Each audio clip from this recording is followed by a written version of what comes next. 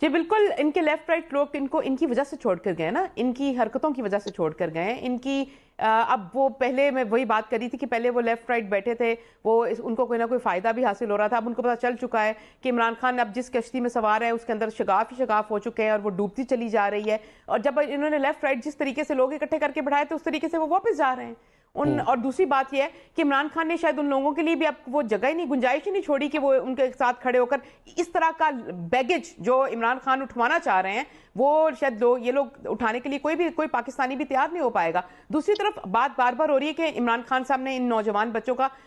پیچھے چھوڑ دیا، ان کے لاوارث ہیں، کوئی والی وارث نہیں ہے، ان کو 10 سال کی سزا ہو سکتی ہے، ان کے مقدمے چل رہے ہیں. یہ بہت افسوس کی بات ہے کیونکہ بالآخر وہ پاکستانی بچے ہیں، لیکن اس کو اس افسوسناک حالت میں ڈالنے والا کون ہے؟ اس کا نام عمران خان ہے. اور دوسری بات یہ ہے کہ یہ عمران خان کا یہ ایک لیڈر کا کام ہوتا ہے کہ لیڈر خود سامنے آتا ہے، لیڈر خود گرفتاری دیتا ہے، لیڈر ڈھال بنتا ہے، لیڈر اپنے کارکنوں کو اور نوجوان بچوں کو پیچھے لگا کے ان سے بلوائی کروا کے خود اپنی بختربند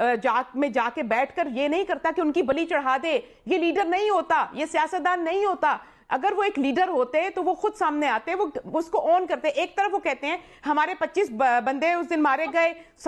ہزاروں گرفتار ہو گئے، دوسری طرف کہتے ہیں میں ان کو جانتا نہیں، یہ میرے لوگ ہی نہیں ہیں. تیسری بات میں یہ کہنا چاہوں گی، ابھی